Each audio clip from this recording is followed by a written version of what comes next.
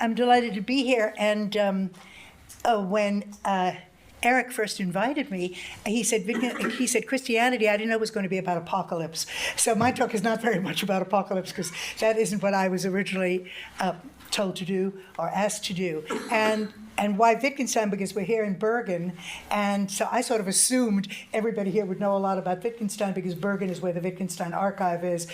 Norway is where Wittgenstein had his cottage, which I wish I could see, but I gather it no longer exists. But anyway, you have here in Bergen, for those of you who don't know, the Nachlass, the incredible archive out of which enormous material is coming now. The Germans are publishing reams of material, including last year the so-called Kringelbuch, the donut book, the things that Wittgenstein marked, which are now suspected to be a separate book, which has a lot to do with cultural topics and religious topics and so on. So actually the title has changed a little bit to become a different person, Wittgenstein, Christianity, and the modernist ethos. And I'll come back later to the word modernism, because I think we all use it here very differently. For me, modernism comes much earlier. I notice most people here talking about modernism talk about the 1920s, which for me is pretty late. The Wasteland, Joyce, so forth. If you think of continental modernism, if you think of Rimbaud saying, il faut être absolument moderne, that comes in the 1870s, really, and Baudelaire as the first modernist poet. So that word modernism is itself highly contested, because on the continent it refers to earlier work, and even for the avant-garde, Guy Davenport, a great critic and poet, died recently, American, said it's all over by 1913, that the war killed it, really killed all the prospects for modernism. So talking about the 20s is a somewhat later thing. But anyway, I have two epigraphs from Wittgenstein. The first one, I'm not a religious man, but I cannot help seeing every problem from a religious point of view. And I didn't put that on here. And the second one comes in a conversation with his disciple, Maurice Drury, whom I'll be talking a lot more about at Cambridge. I don't think I would get on with Hegel. Hegel seems to me to be always wanting to say things which look different are really the same, whereas my interest is in showing that things which look the same are really different. I was thinking of using as a motto for my book a quotation from King Lear, I'll teach you differences. The remark, you'd be surprised, wouldn't be a bad motto either. You'd be surprised. Among philosophers, discussions of Wittgenstein's writings on Christianity, fragmentary and sometimes contradictory as these are, has been bedeviled by charges of fideism. As Stephen Mulhall explains in a recent essay, and that's in the Wittgenstein Handbook, which just came out from Oxford, the critical characterization of Wittgensteinian philosophy of religion as fideistic implies that it regards religious forms of life as founded on faith rather than reason, hence immune to any kind of rational criticism, because their intelligibility depends on criteria internal to those forms of life and essentially distinct from those governing other modes of discourse. The counter-argument, first stated eloquently by Wittgenstein's student Norman Malcolm, is that, on the contrary, Wittgenstein treats religious practice just as he treats any other language game. And we'll come back to that notion of practice, which is the big notion for Wittgenstein, which is to say, as a pattern of words and gestures that are interwoven in acts of worship, prayer, confession, absolution, thanksgiving. If this is the case, however, analysis of the religious propositions merely confirms what we already know about Wittgenstein's philosophical method and cannot give us much insight into his view of Christianity in particular. So it's very hard to get at for that reason. Either people will dismiss it as just fideism, well, then what is there to talk about from a philosophical point of view? Or it's just a form of practice, in which case we have other forms of practice. From the perspective of modernist literary studies, however, Wittgenstein's comments on Christianity are seminal, revealing as they do that the philosopher who considered himself such a confirmed anti-modernist, who often expressed the wish that modernism would just go away, pronouncing Mahler's music to be worthless, Bloomsbury to be fatuous, and such of his contemporary artists as Picasso or Duchamp, not even worthy of consideration, was himself a confirmed, if unwitting, modernist, a writer much closer in spirit to the poets, novelists, and artists of his day than to the Cambridge philosophers who were his mentors and colleagues. Wittgenstein, to begin with, was only nominally Christian. Born in Vienna to a Jewish family that converted to Christianity as early as the 1830s, when his grandfather, Hermann Christian, a wool merchant in Leipzig, became a Lutheran. And this ties in with the wonderful talk many of us had the good fortune to hear yesterday on Jews as Protestants. Wittgenstein was baptized and brought up as a Catholic in a home whose true religion, in keeping with the fin de siècle, was culture.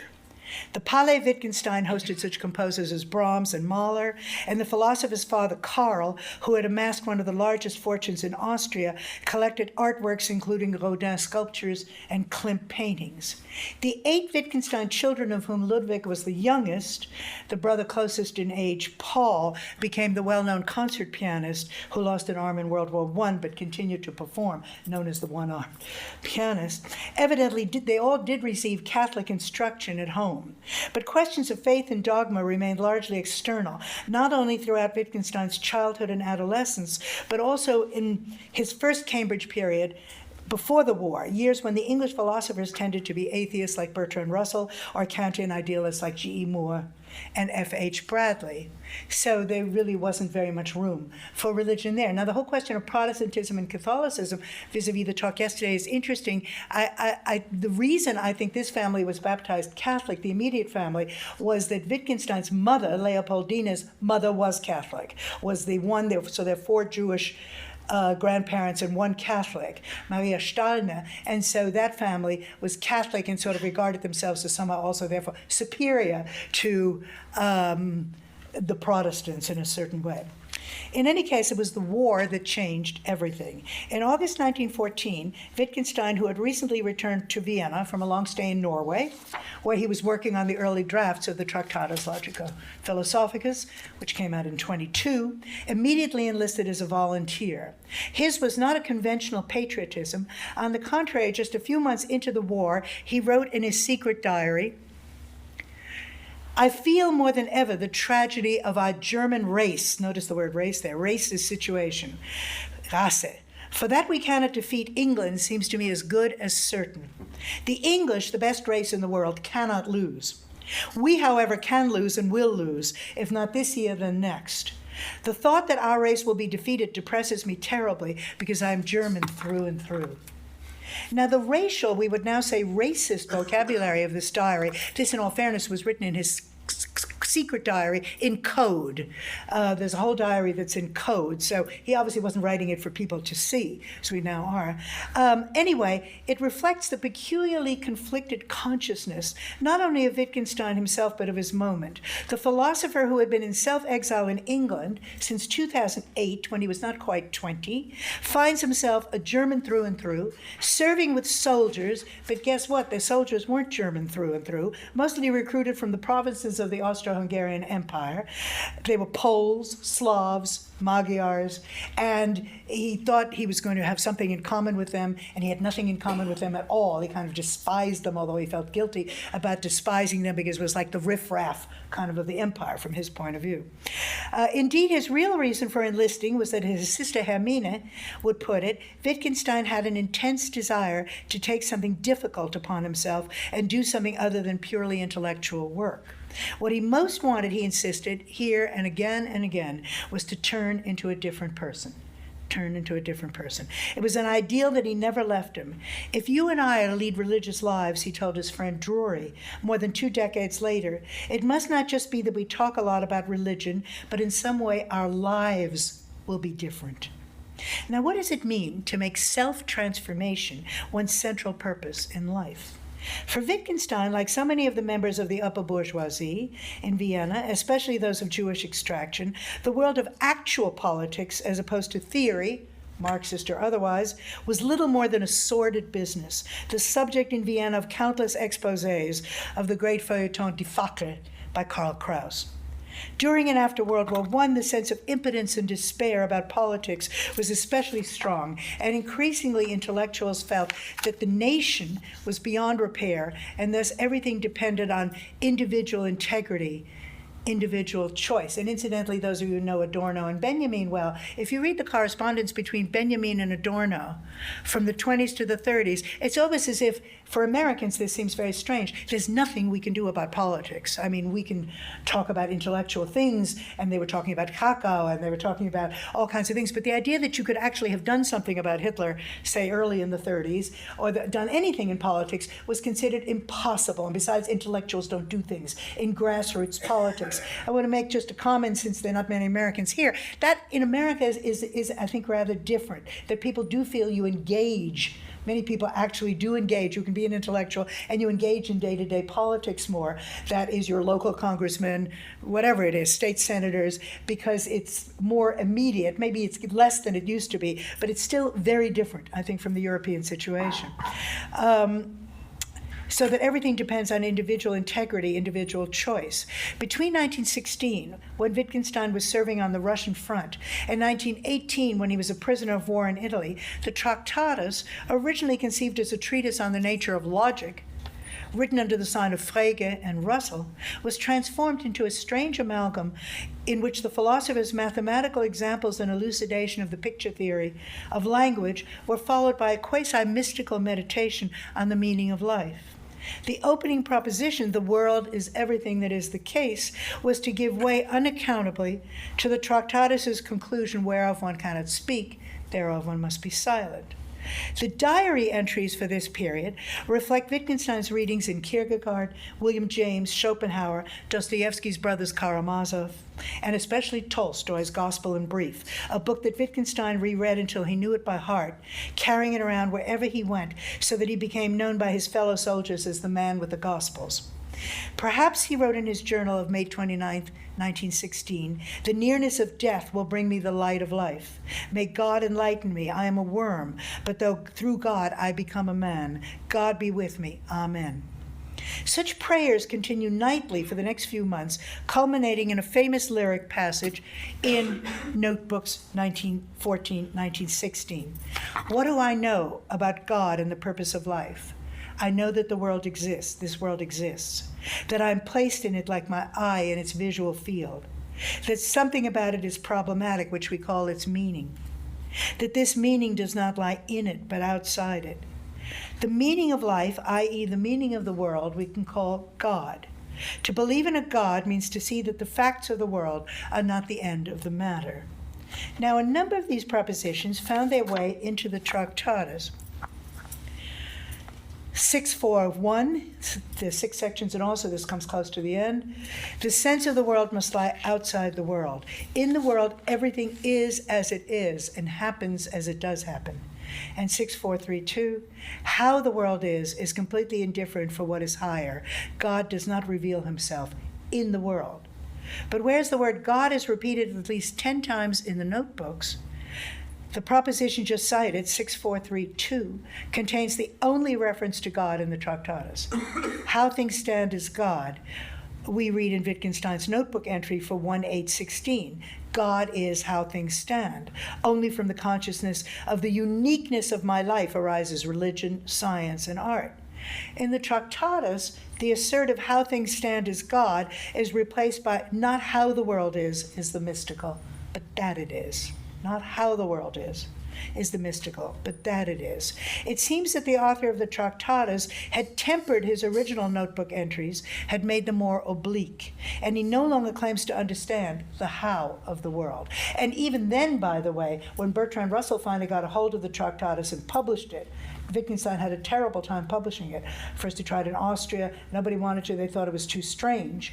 And Bertrand Russell was his great mentor, so Russell published it, but he wrote to Lady Ottilie Morel and various people. It's very weird, and it's got all this mystical mumbo-jumbo, and it turns religious, and whatever happened to logic and mathematics, and didn't really totally approve, which didn't matter to Wittgenstein, because by this time he couldn't stand Russell either.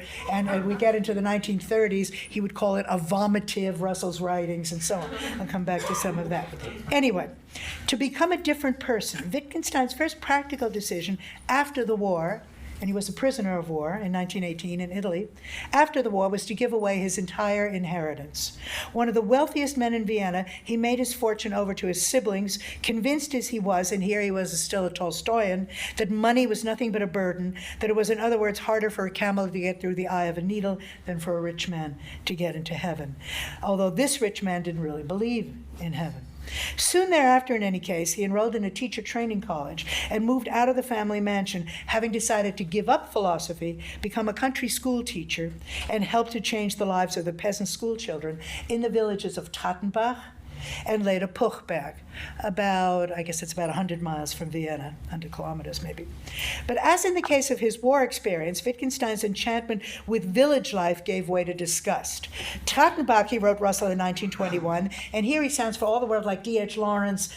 We began yesterday with Lawrence's Apocalypse. Those of you who know Sea in Sardinia or Etruscan places, all those things where Lawrence goes, and the peasants are wonderful. Nobody is as marvelous as these earthy people, and within about 3 days he can't stand any of them, and they're vicious, and so on. There's a touch of that in Wittgenstein, a little bit. The noble peasantry, the view turns sour. Anyway, he writes to Russell, Tattenbach is a particularly insignificant place in Austria, and the Austrians have sunk so miserably low since the war that it's too dismal to talk about. And although he had a devoted following among some of the boys in his classes, he often lost his temper boxing their ears and pulling the girls' hair. If you go to, there's the Wittgenstein Summer School is in Kirchbach am Wechsel, and if you ever go there, it's a marvelous actually summer school with great things going on. They will show you his house, and there are all kinds of pictures, and you will see some of the boy disciples, though, who did adore him and whom he really taught things and who wrote to him later. So there was some progress there, and he lived really in a little, it had no bathroom, it was really like a monk's cell, and it was too near a bar, the one bar in town. So he said it was very noisy. But anyway, matters came to a head in the autumn of 1925 when an 11-year-old boy Wittgenstein struck on the head collapsed. It turned out the boy was suffering from leukemia, and it may not have been the blow that made him collapse, but the resulting uproar led to Wittgenstein's immediate resignation and the end of his career as a primary school teacher. Christian humility, he felt, had utterly failed him.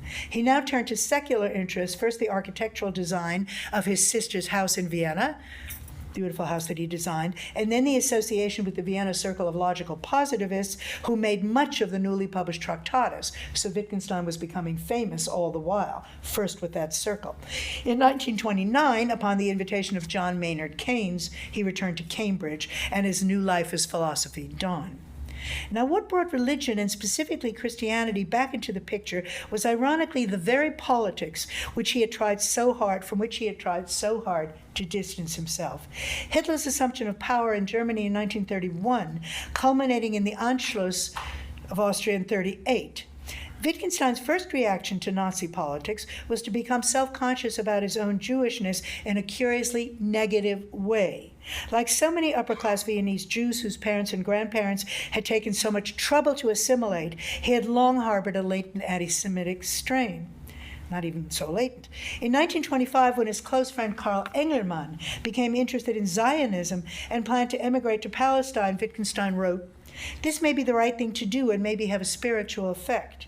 I might want to join you. Would you take me with you?" But once settled in Cambridge, he oddly internalized the new Nazi propaganda by writing journal entries expressing doubt about the ability of a Jew like himself to have genius, or even to develop a mode of thinking that might be more than merely reproductive. And here he was influenced by Weininger, so the Jews couldn't really be geniuses, and so on.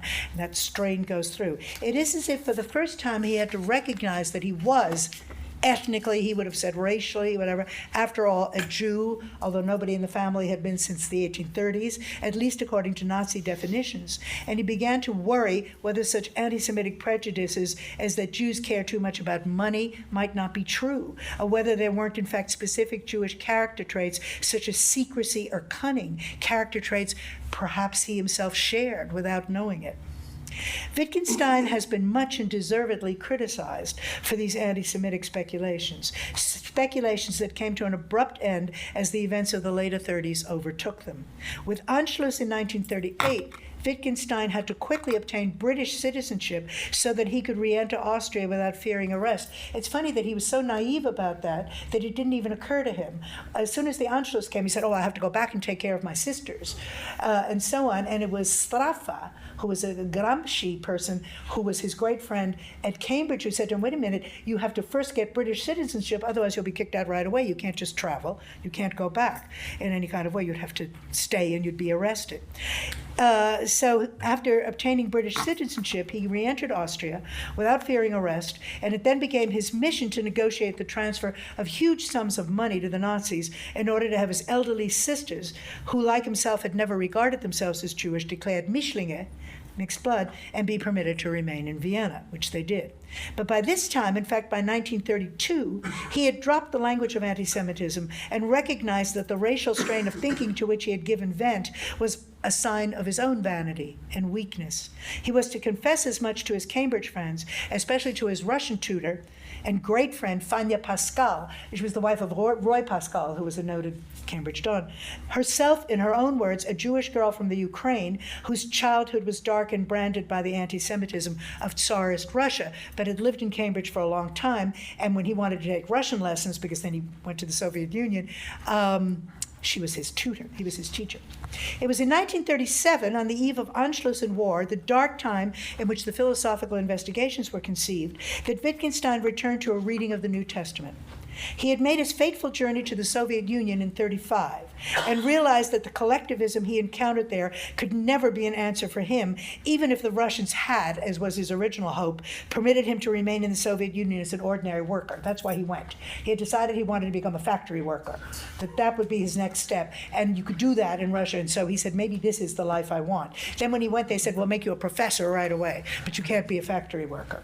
So that was failure right there. By 1937, Wittgenstein's key concepts on meaning as context I really don't have time to go over Wittgenstein's basics of philosophy here, but I hope many of you know them. On meaning as context dependent, the meaning of a word as its use in the language, on the rejection of theory or the need for meta-language, on the insignificant role of the pronoun I in discourse, had been adumbrated, although these basic topoi were in need of constant revision and improvement. Now in the midst of laying out a philosophy of everyday life, as free as possible from judgmental categories and imperatives, he reread the Gospels and the Pauline epistles from a new perspective. The most remarkable of his journal commentaries we will no doubt be attempting to explicate for years to come, date from September-December 1937, when Wittgenstein was spending some solitary months in his cottage at Skolden, Norway.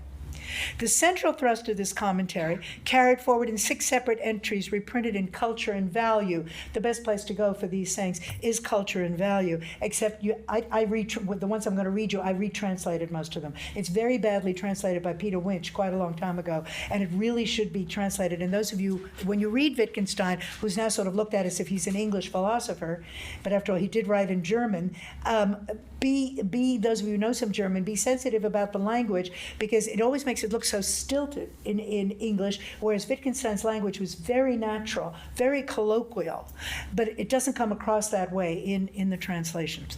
Anyway, the thrust of this commentary is that Christianity is not a doctrine, but a description of an actual practice.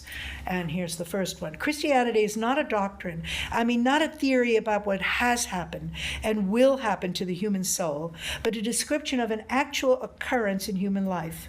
For the recognition of sin is an actual occurrence, and so is despair, and so is redemption through faith. Those who speak of it like Bunyan, John Bunyan, are simply describing what has happened to them, whatever someone else may want to say about it. Now, the distinction made here between theory and practice, in German the word is Gebrauch, will be familiar to those who have read Wittgenstein's controversial remarks on Sir James Fraser's Golden Bough, a famous work which is now in the book Philosophical Occasions, which argues that the great anthropologist's discussion of the primitivism of ancient fertility rites, and that takes us back to Jesse Weston, by the way, too, condescendingly sidesteps the status of those rites as meaningful practices. In Fraser's account, the elaborate prayers to rain gods found in early African cultures, for instance, exemplify primitive and savage superstitions that attributed natural phenomena like rainfall or fire to some sort of divine intervention. But, Wittgenstein suggests, suppose we interpret the accounts of these rituals quite literally. If so, we notice a curious detail in Fraser's account. The prayers to the kings of the rain take place not during the long dry season, but on the contrary, when the rainy season begins. When it comes. Surely, writes Wittgenstein, that means that they don't really believe that he, the god, can make it rain. Otherwise, they do it in the dry period of the year. Rather, he argues, these are rituals performed as appropriate for the season, rather like our own knocking on wood to avoid an impending disaster. Are all religions then equally true or valuable? In the 1931 remarks, Wittgenstein implies that they are. Oh, I'm sorry, here's Fraser's now, Fraser's again. Okay, I'm coming to that. Fraser's account of the magical and religious views of mankind is unsatisfactory. It makes these views look like errors. Was Augustine in error then when he called upon God on every page of the Confessions?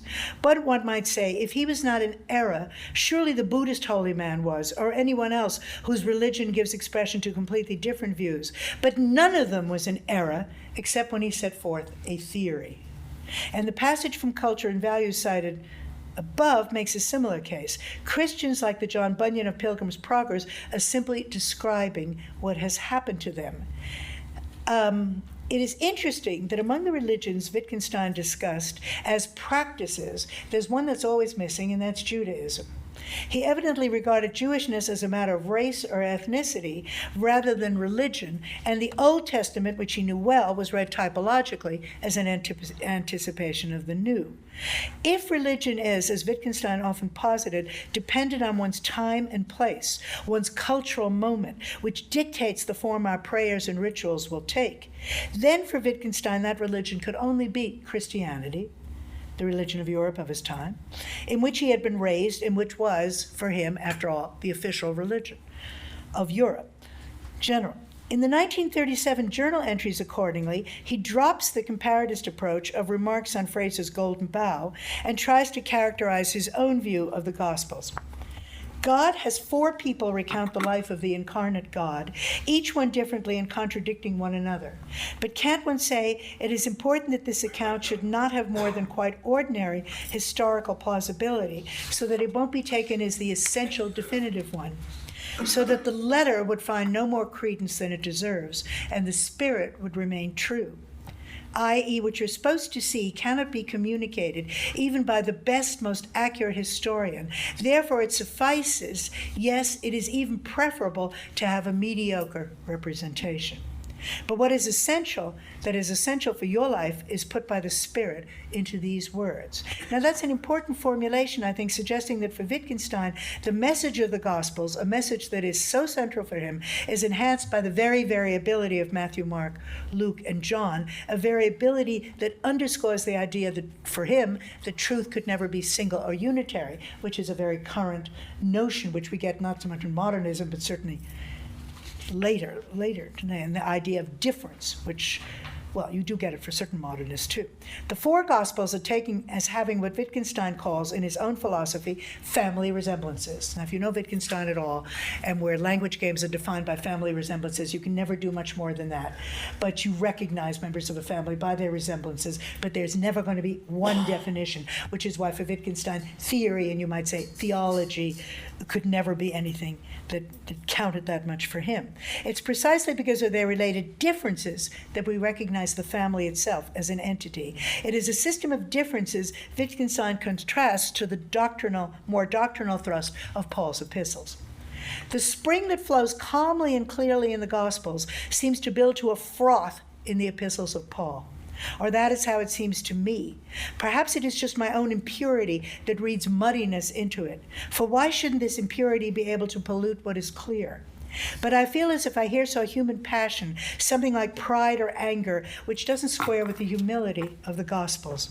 It is as though he is really insisting here on his own person, and doing so, moreover, as a religious act, something which is foreign to the gospel. I would like to ask, and I hope this isn't blasphemous, what would Christ have said to Paul?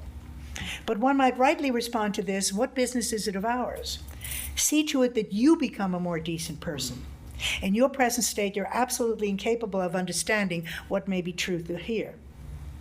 In the Gospels, so it strikes me, everything is less pretentious, humbler, simpler. There are huts, with Paul a church. There all human beings are equal and God is himself a human being.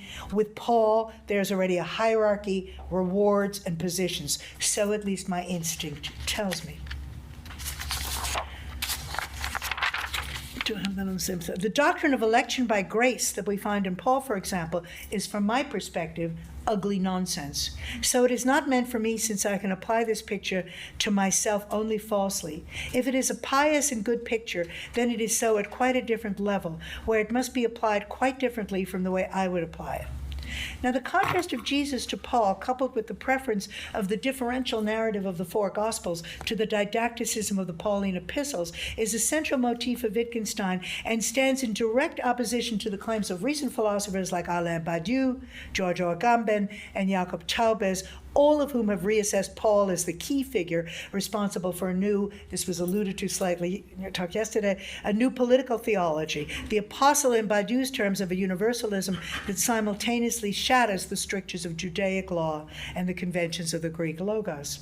In a recent study called The Neighbor, 3 Inquiries into Political Theology, which contains essays by Slavoj Žižek, Eric L. Santer, and Kenneth Reichardt, Paul's epistles are understood as advancing what has been called the political theology of the neighbor. Taubes, for example, has argued that the epistle to the Romans is a political declaration of war on the Caesar, and that Paul's real aim is to disconnect the commandments to love God and the neighbor. The isolation of neighbor love, he suggests, can be understood as an absolute revolutionary act, a polemic against Jesus, who, according to the Gospels, presents the commandments together as the embodiment of what is enduring in the law. In Mark and Matthew, Jesus is represented as aligning love of God and love of neighbor as the first and second principles of the law, virtually fusing them into a single commandment. In Romans 13, 8-10, which is the key text for these people, on the other hand, which begins with the admonishment, "Owe no man anything but to love one another, for he that loveth another has fulfilled the law." Paul, Taubes claims, is directly attacking Jesus' linkage of the two commandments. Neighbor love is the singular commandment for Paul, and anticipates the formation of the redeemed community. Indeed, it itself constitutes redemption.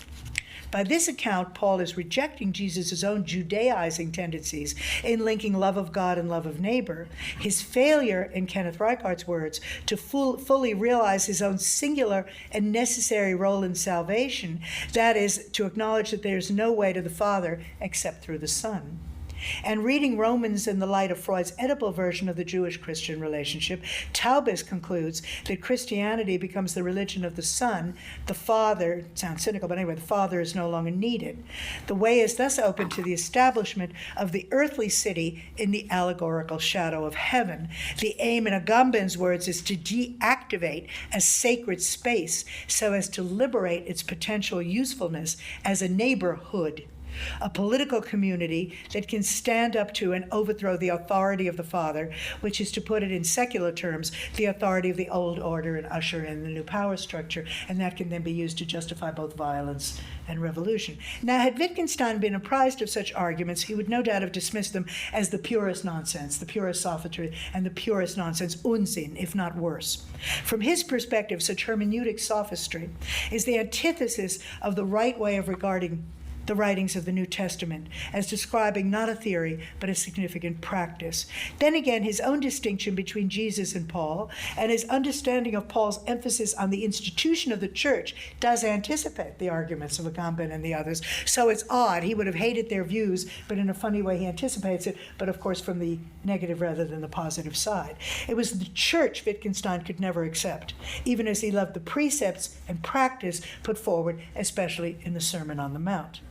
In his Cambridge years, and in the Norwegian and Irish interludes, Wittgenstein by and large practiced what he preached. He lived by all accounts the life of the monk in very simple and humble circumstances. And whereas Paul's 21st apostles want to change the world, Wittgenstein, as we have seen, wanted only to change himself.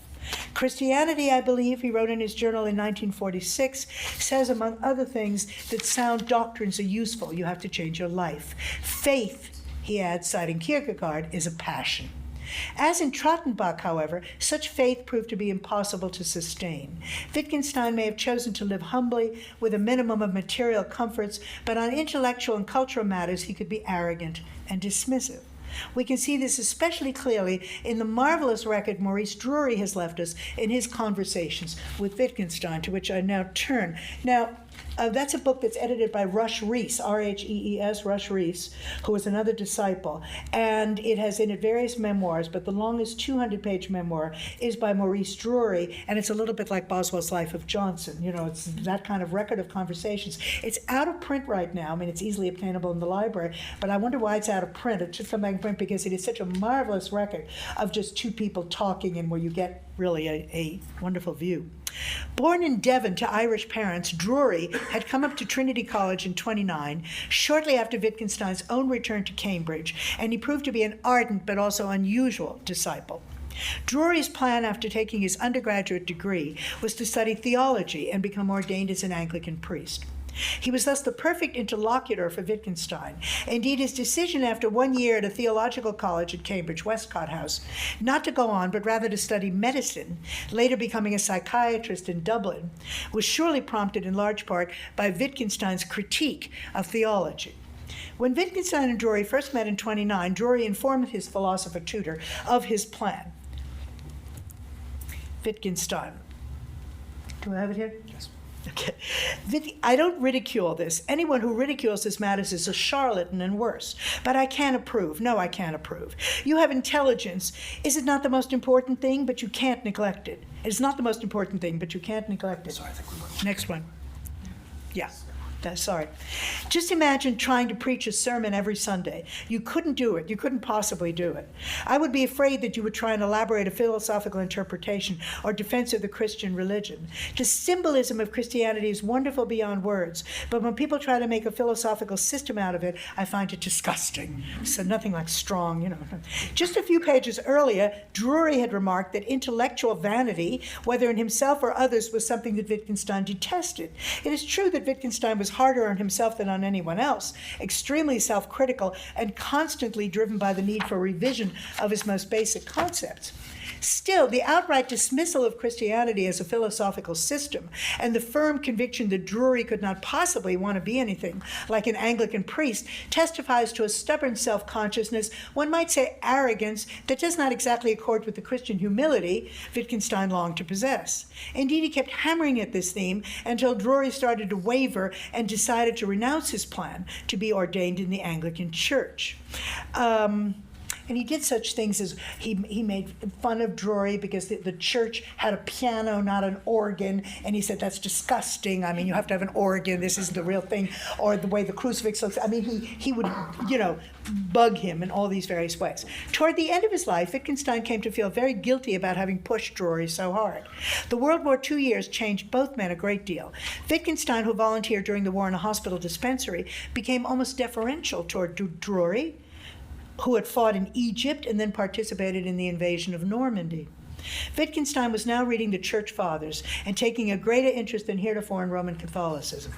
In 1949, when Drury is working in a psychiatric hospital in Dublin and Wittgenstein living close by, the following conversation takes place. I'm sorry, this is a little hard to read. I wanted to get it on one slide, but anyway. Wittgenstein, Drury, you have lived the most remarkable life. First those years in Cambridge studying philosophy, then as a medical student, then the war experiences, and now all this new work in psychiatry. Drury, there's one thing about it that I feel is wrong with me. I have not lived a religious life. Wittgenstein, it has troubled me that in some way I never intended your getting to know me has made you less religious than you would have been had you never met me. Drury, that thought has troubled me too. Wittgenstein, I believe it is right to try experiments in religion, to find out by trying what helps one and what doesn't. When I was a prisoner in Italy, I was very glad when we were compelled to attend Mass. Now, why don't you see if starting the day by going to Mass each morning doesn't help you begin the day in a good frame of mind? I don't mean for one moment that you should become a Roman Catholic. I think that would be all wrong for you.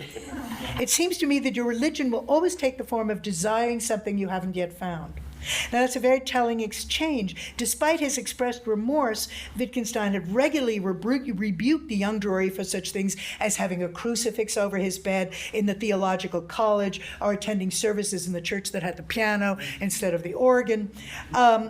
Wittgenstein still expects Drury to share his own religious sense, which is, here as before, the sense of the outsider, and I want to stress that. That's the whole point. You see, he may have been brought up as a Christian, and that relates to many of the other people, the ones we heard about yesterday, brought up as Protestants. There is the outsider element. They know very well it's not really quite what they are. There's no solution to that problem because there's no way really to be an insider in some ways. That's always the relation of the convert, like the exile. And there are many advantages of being an outsider, too, having outsider status in all ways today, where so many people are exiles. Most artists and writers today have been exiles in one form or another, but it's always good to remember it, that there is a difference, really, in that way. So Wittgenstein remains the outsider, attracted to the emotion and aestheticism of Christianity, quite aside from the tenets of Christian doctrine. Attending Mass in the Italian prison camp was evidently a good thing. It makes one feel better. Truth is never at issue. At a moment later, when Drury suggests that despite his own Anglicanism and preference for the English liturgy, quote, Drury says, a child brought up in the colorful symbolism of the Roman Catholic liturgy would get a stronger and deeper impression of religious awe than one brought up in the plainer Protestant tradition. Wittgenstein falls back on his old prejudices. No. What do I have up there? I'm sorry, One thing did surprise me. We already did that, right? No, not yet. You might be back one. Oh, I'm back one. I'm sorry. I said I can't see it. You mustn't pick and See it choose on- just what you want in that way. Yeah. Yes. No. Wait a minute. I'm sorry. I don't agree with you at all. Is that up there? No? Maybe two forward. Too bad. I just can't see with that guys. I'm sorry. Good. I don't agree with you at all is what I want. Let me see if I can. One more forward. One more forward. One more back. Maybe I don't have that one. One thing did surprise me and rather shocked me is what I have here. No, back. Well, then maybe I left one out. That's I guess, my problem. There's some passages. This one starts with, you mustn't pick and choose just what you Yeah, want in that all way. right. I just don't have this one, just listen to me. And Wittgenstein falls back. This is the thing about the liturgy, maybe moving children more. And Wittgenstein says, I don't agree with you at all. I would much prefer to see a child educated by a decent Protestant pastor than by a greasy Roman Catholic priest. This is after saying how great the Mass was in Italy, right? When I look at the faces of the clergy here in Dublin, it seems to me that the Protestant ministers look less smug than the Roman priests. I suppose it's because they know they're such a small minority. Now, this is, of course, the old class-conscious and snobbish Wittgenstein, the Viennese speaking. Italian priests during World War I were evidently all right. Irish priests are greasy, smug, and low class. On the other hand, when the issue is textual rather than personal, it is Wittgenstein who takes the broader view. Now, consider this exchange on the Old Testament in the last year of Wittgenstein's life, and I don't think I have this either. There are some passages in the Old Testament. Yeah, just remember what the Old Testament meant to a man like Kierkegaard. Yeah, comes to that. Anyway, Drury, there's some passages in the Old Testament that I find offensive. For instance, the story where some children mock Elisha for his baldness. Go up that bald head, and God sends bears out of the forest to eat them. Wittgenstein, very sternly, you mustn't pick and choose just what you want that way. Drury, but I've never been able to do anything else. Wittgenstein, just remember what the Old Testament meant to a man like Kierkegaard. After all, children have been killed by bears. Drury, yes, but we ought to think that such a tragedy is a direct punishment from God for a particular act of wickedness. In the New Testament, we're told the precise opposite. The men on whom the Tower of Siloam fell were not more wicked than anyone else. Wittgenstein, that has nothing to do with what I'm talking about. You don't understand. You're quite out of your depth. Now, this conversation is the last recorded one before Wittgenstein's final illness, and we might conclude that he was therefore not quite himself when he spoke so cuttingly to Drury. But in fact, Wittgenstein's words make sense. If religion, from his point of view, is regarded as a practice, not a theory, the Old Testament cannot be read as a commonplace book, some of whose aphorisms we like and some not. On the contrary, it must be taken whole, and thus its individual narratives must be granted their donnée. After all, as Wittgenstein puts it, children have been killed by bears. Indeed, he has already made this case in 1943 in response to Drury's reference to the primitivism of Egyptian religious rites he encountered during World War II. One thing did surprise me? Next slide. Yes. Okay, sorry. Drury. One thing did surprise me and rather shocked me. On going into one of the temples, there was on a wall a bas-relief of the god Horus with an erect phallus in the act of ejaculation and collecting the semen in a bowl. Wittgenstein, why in the world shouldn't they have regarded with awe and reverence that act by which the human race is perpetuated? Not every religion has to have St. Augustine's attitude to sex. Why, even in our culture, marriages are celebrated in a church. Everyone present knows what's going to happen that night, but that doesn't prevent it from being a religious ceremony. Now, here again, as vis-a-vis Fraser, Wittgenstein is being commonsensical and trying to see each religious practice from its own perspective and take them literally, in a sense. What he rejected was never the practice, but its institutionalization and codification. And this made me think of Yeats's great line, "Man can embody truth," which Yeats wrote shortly before his death, but he cannot know it. Man can embody truth, but he cannot know it. Wittgenstein, who never mentions Yeats, and probably didn't know who that was, would have liked this formulation. His last writings, collected in his book On Certainty, posthumously collected, so many of the writings were, circled round and round the issue of knowledge, concluding much more confidently and serenely than in his earlier work that we know what we need to know for the purposes of everyday life, and we should accept the limits of experience and language imposed on us. If, as he puts it in 115, you try to doubt everything, you would not get as far as doubting anything. The game of doubting itself presupposes certainty. Now, what sort of certainty? Well, if a blind man were to ask me, have you got two hands, I shouldn't make sure by looking. It's always one of my favorites. If a blind man asks you if you have two hands, I wouldn't make sure by looking. Or again, why do I not satisfy myself that I have 2 feet when I want to get up from a chair? There is no way, I simply don't. That's how I act. How does someone judge which is his right and which is his left hand? How do I know that my judgment will agree with someone else's? And these things begin to sound a lot like Beckett. And I wrote about that in Wittgenstein's Ladder. I mean, obviously, when you get up and you drop your arms at your side, you don't think, now I'm going to drop my arms. You just do. I know that that's a tree. Why does it strike me as if I did not understand the sentence? Though it is, after all, an extremely simple sentence of the most ordinary kind, it is as if I could not focus my mind on any meaning, simply because I don't look for the focus where the meaning is. As soon as I think of an everyday use of the sentence, instead of a philosophical one, its meaning becomes clear and ordinary. Now, what such examples make clear, Wittgenstein suggests, is that explanation has to end somewhere. And that's where he differs very much from, say, somebody like Derrida. A lot has been written about Wittgenstein and Derrida. There's a book by Henry Staten, where there's always infinite regress, infinite. You can never answer. Wittgenstein would say, no, if we're native speakers and you say to me, pass the sugar, you know exactly what I mean. There's no problem at all in everyday language. We do know what we mean. Explanation has to stop somewhere. The questions that we raise, and our doubts depend on the fact that some propositions are exempt from doubt, as if it were like hinges on which those turn. That is to say, it belongs to the logic of our scientific investigations that certain things are indeed not doubted. But it isn't that the situation is like this. We just can't investigate everything. And for that reason, we're forced to rest content with assumption. If I want the door to turn, the hinges must stay put. My life consists in being content to accept many things. Doubt in this scheme of things becomes a valuable condition. As Wittgenstein had put it so many years earlier in the Tractatus, not how the world is the mystical, but that it is.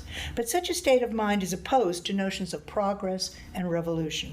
The following note in Culture and Value, and here's the one note on apocalypse, is dated 7/1/47, so 2 years after the war. The real apocalyptic view of the world is that things do not repeat themselves. It is, for example, not absurd to believe that our scientific and technological age is the beginning of the end for mankind, that the idea of great progress is a fantasy, along with the ultimate knowledge of truth, that there's nothing good or desirable about scientific knowledge, and that in seeking it, mankind is falling into a trap. It is certainly not clear that this is not how things are. This, things as they are, sounds like Stevens represented on the blue guitar, and that was a big thing, how things are. Here, Wittgenstein sounds for all the world like the great modernist poets from Yeats and Eliot to Stevens and the Beckett of how it is. Unlike the Pauline philosophers of our own time like Badiou, he did not believe that revolution could or would come, that there's definable progress toward a better world. It is only our own life that one can change, and in the present, not the future. So it's the present that counts. In his recent Wittgenstein's Anti-Philosophy, this book just came out 2 years ago in Paris, in France, and I read it in French, but it's now come out from Verso in London just this last year. Wittgenstein's Anti-Philosophy. Alain Badiou, basing his argument on a reading of the Tractatus only, doesn't even take the investigations of the later work into account, which would be heresy to most Wittgensteinians. But anyway, he focuses on the Tractatus, and especially the famous conclusion, whereof one cannot speak, thereof one must be silent, suggests that what he calls Wittgenstein's mystical act, and he says the same thing about Nietzsche and about Kierkegaard, very down on all this, reduces logic to rhetoric, truth to ineffective language games, and philosophy to a series of esoteric aphorisms, meaningless propositions. Badiou's treatment of Wittgenstein is curiously harsh. I've rarely read as nasty a book, I have to say. I mean, I feel that way about Badiou anyway. It's just plain nasty. It's like, I really don't like this man, and he's a bad philosopher, and it's a short book. He remarks, for example, that despite all of Wittgenstein's resolves to change his life, in the end, what was he but a philosophy professor at Cambridge, just like Badiou being a philosophy professor at the École Normale, or whatever. As for the capacity to change one's life, Badiou remarks, the insistence on that capacity assumes in Pauline terms that one has already been saved. We might discuss that sentence later. It's a pretty strong statement. Means that he's already been saved. But then, as Wittgenstein makes clear in his notebook commentaries of 37, he specifically rejected the Pauline doctrine of election by grace as ein hässlicher Unsinn, ugly nonsense, and he might respond to Paul by saying that his philosophical aim was from first to last to show that there is no getting at transcendent truth, that the meaning of life must lie outside the world. What, asked Badiou with a measure of exasperation, can the word Christianity possibly mean to someone like Wittgenstein? Certainly it doesn't refer to an established or institutional religion.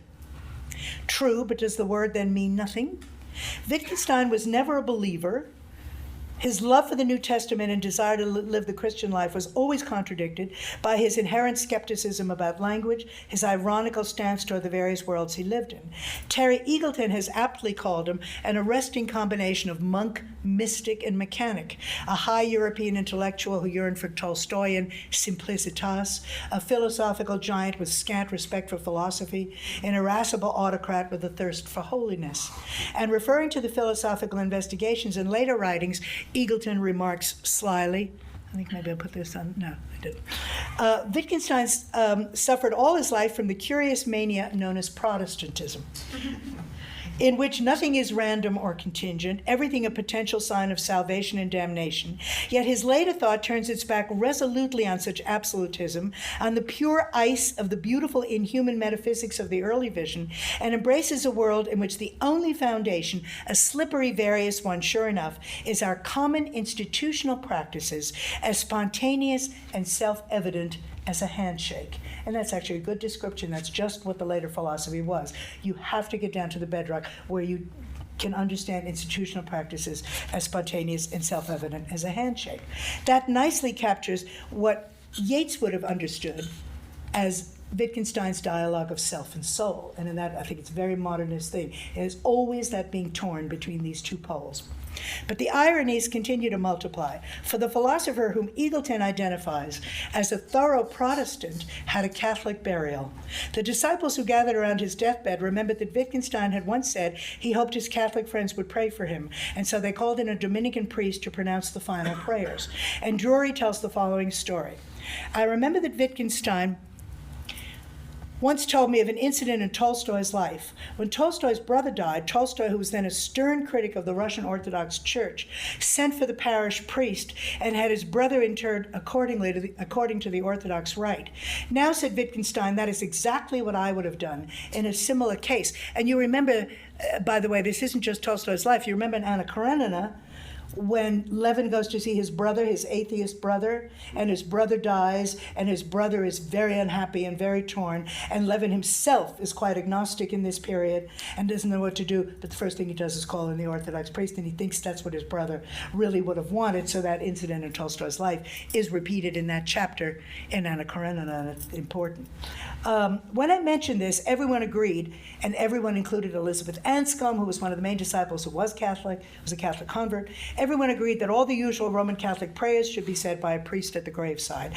This was done the next morning. But I have been troubled ever since to whether what we did then was right, says Drury. Now, right in whose eyes? You see how complicated things get? For a believer like Drury, it was obviously problematic. For Wittgenstein, it was a way of saying to Drury and his other friends that the pragmatic solution, given the particular context, was best. It was just the easiest thing. There were a lot of Catholics around, let's do it. Since he didn't believe in the afterlife, the solution couldn't hurt him anyway. It didn't really matter. Especially since, as his nurse, Mrs. Bevan, reported, the wife of his doctor who nursed him during his last days, Wittgenstein's last words, the words of a man who had suffered so much pain and had so often contemplated suicide, were, "Tell them I've had a wonderful life."